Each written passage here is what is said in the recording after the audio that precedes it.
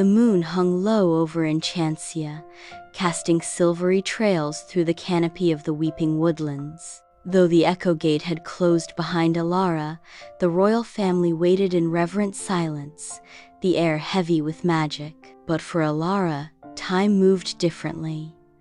Inside the echo realm, everything shimmered with memory. Trees made of stardust whispered in forgotten languages. Rivers of light flowed backward, each current humming with emotions long unspoken. The sky shifted in colors not seen in the waking world, tones of longing, laughter, regret, and joy. And Elara, small though she was, walked with purpose. She wasn't just following something, she was becoming part of it.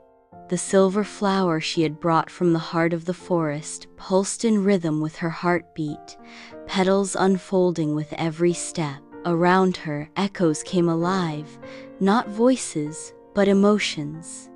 A bear cub once abandoned calling for its mother, a lullaby sung by a queen who never saw her child again, a single, quiet, "I'm sorry" lost to time. Elara touched each echo and softened it. Not erased, she couldn't erase pain, but she eased it. She listened, and in the echo realm, that was enough. But deep within the realm, something stirred. Not a shadow, a song. It drifted on the windless air, low and haunting, a melody older than magic, raw with grief and yearning. Elara followed it until she found herself at the edge of a vast lake, dark as obsidian and still as glass. Reflected in its surface was not Elara, but someone else, a girl her age with golden hair and pale blue eyes.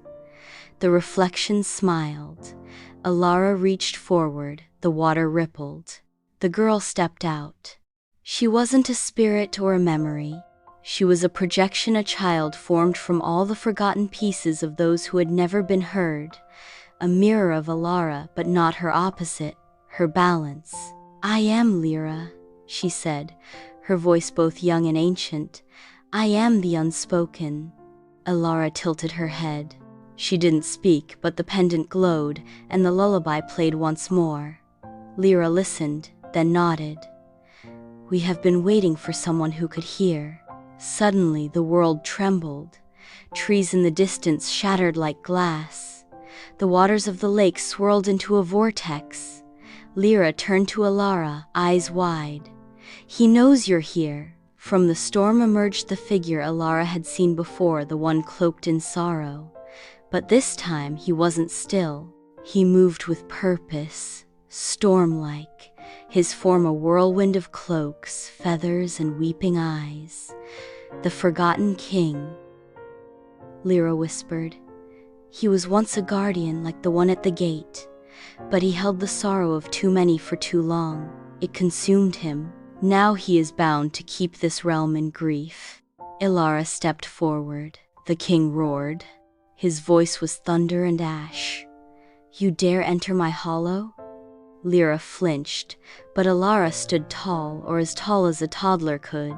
She raised the crystal pendant, and it blazed with light. The forgotten king recoiled, and then softened. He saw something in her, not a threat, but a reflection. Not a weapon, but a healer. "I've waited so long," he whispered, trembling. "I was once a boy who lost his song. The world forgot me, so I held all the forgotten." Elara reached up, touching his hand. The entire echo realm paused as if inhaling. A warmth spread from Elara's touch into the king's chest. The swirling shadows began to fall away, revealing a young man beneath, weary, pale, and smiling. He fell to his knees. "You are the heart listener." Elara handed him the silver flower. From it, light spilled in waves. Memories poured forth, not just sorrow, but healing, forgiveness, reconnection. The lake behind them stilled. The skies above turned golden. The forgotten king bowed low. "Take the bloom, plant it where the first heart broke. The world will feel again." Lyra stepped forward and hugged Elara. "You did what no guardian could. And then, as easily as drifting to sleep, Elara closed her eyes. She awoke in her mother's arms. The echo gate behind them had vanished, replaced with a ring of flowering trees that hadn't bloomed in centuries. Cedric gasped. "Is that?" Lucinda stepped closer. "A seed of renewal." She brought it back. Elara held the silver flower, now turned to crystal, in her hand. It pulsed with a heartbeat.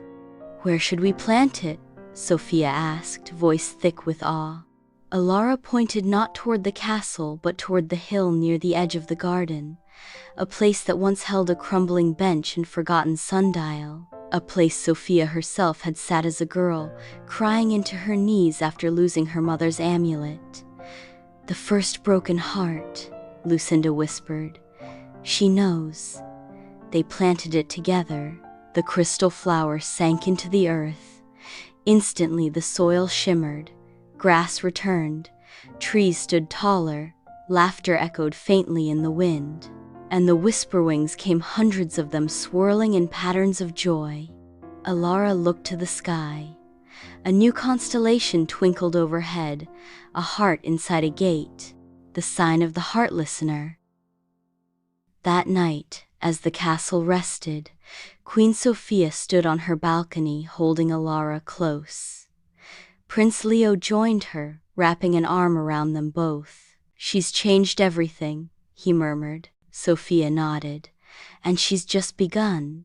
In the garden below, the flower glowed softly, not magic for battle or glory, but magic that listened and remembered. And somewhere deep in the Weeping Woodlands, a new guardian stirred, born of balanced hearts and silenced pain.